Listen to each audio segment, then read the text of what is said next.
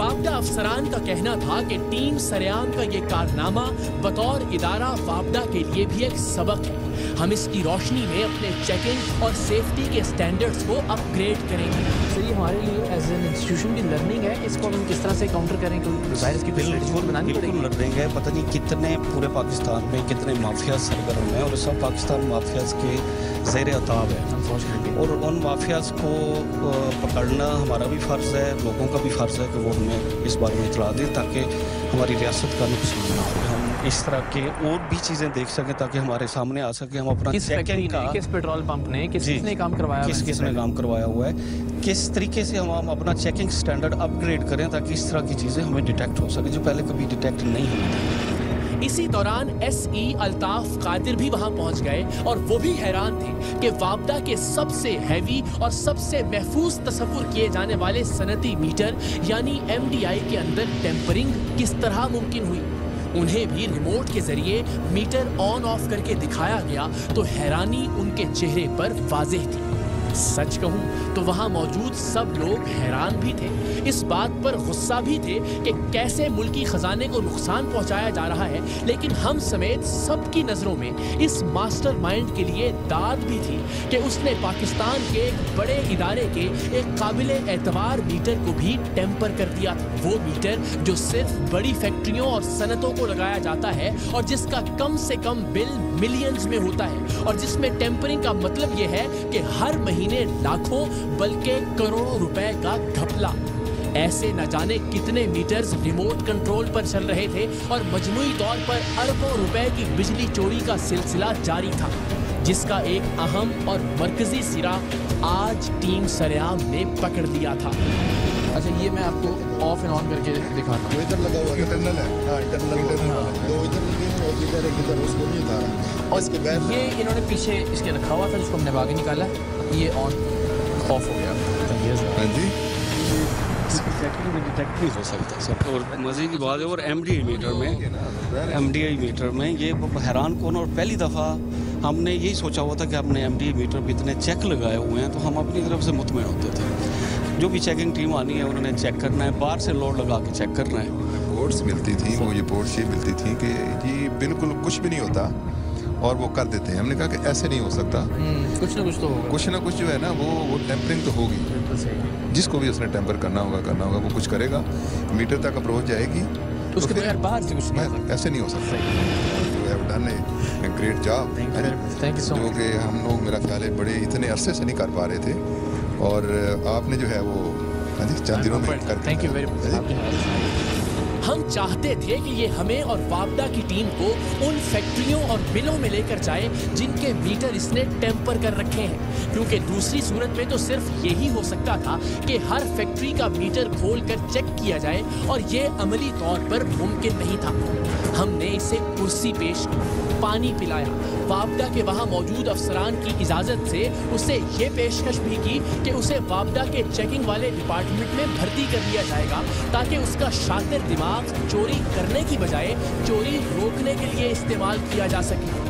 लेकिन वो किसी तरह उन फैक्ट्रियों का पता बताने पर आमादा नहीं था जहां के मीटरों को इसने रिमोट कंट्रोल डिवाइस के जरिए करोड़ों की बिजली चोरी के आले में बदल दिया था।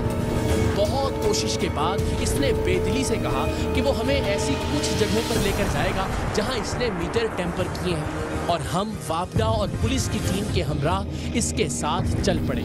इसकी निशानदेही पर आरिफ वाला से साहिवाल के एक गांव पहुंचे। यहाँ इसने एक घर पर लगे मीटर के बारे में बताया जिसमें इसने मीटर रोकने वाली रिमोट कंट्रोल डिवाइस लगाई थी। ये दरअसल एक दो छोटी मछलियों को पकड़वाकर अपनी जान खलासी करवाना चाहता था।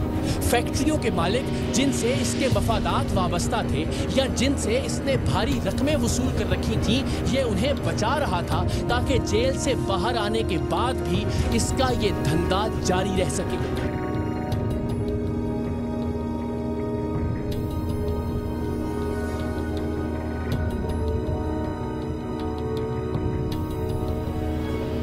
इसके बाद ये हमें साहिवाल शहर में ले गया जहां एक दुकान के मीटर की निशानदेही की जिसे इसने टेम्पर किया था। लेकिन वो दुकान अब बंद हो चुकी थी। मतलब ये हमें बेवकूफ बना रहा था। ये सीधे तरीके से अपने साथ मिले बिजली चोरों का पता बताने से गुरेज कर रहा था। सो हमने इसे वापदा और पुलिस के हवाले किया और साहिवाल से रवाना होने के लिए निकले ही थे कि सनती मीटर के बॉक्स को सील किए जाने के लिए लगाए जाने वाले बॉन्ड्स प्रिंट करने वाले शख्स का हमारे नुमाइंदे को फोन आ गया, क्योंकि वो हमारे नुमाइंदे को बिजली चोर का ही कारिंदा समझता था, इसलिए कि वो उसके साथ इसे कई बार मिल चुका था। हमारे नुमाइंदे ने उसे वहीं बुला लिया जहां हम सब मौजूद थे। ये नहीं जानता था कि वहां आने पर इसके साथ क्या होने वाला है। ठीक है, कौन से बॉन्ड की बात कर रहे थे आप? हाँ ये बाद में बात बताता हूँ। मुझे ना एक भाई ने फ़ोन किया, ने कहा यार ना बॉन्ड देते हैं आप।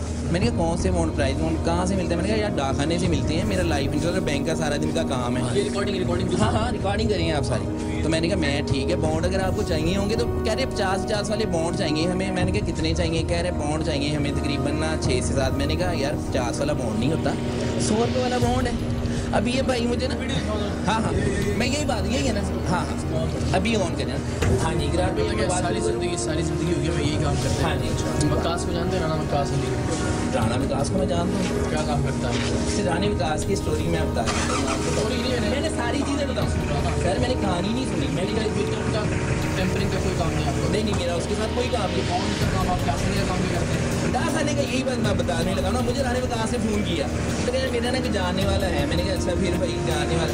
उसने कहा यार ना उसे ना प्राइस बॉन्ड चाहिए।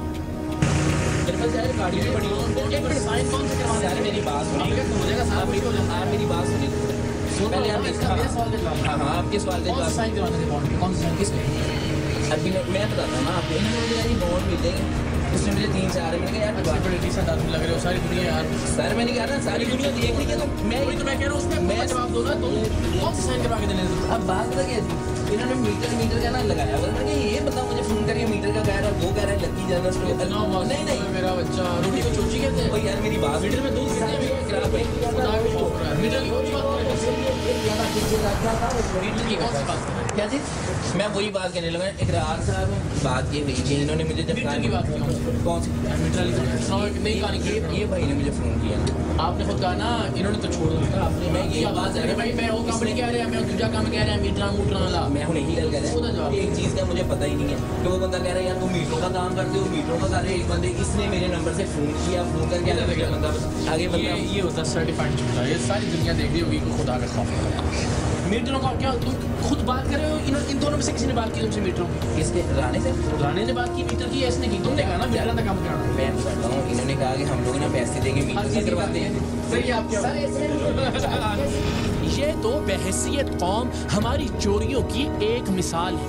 टैक्स चोरी, बिजली चोरी, पानी चोरी, आटा चोरी, चीनी चोरी, काम चोरी, इतनी चोरियों के होते हुए आप ही बताइए कोई कौम कैसे तरक्की कर सकती है?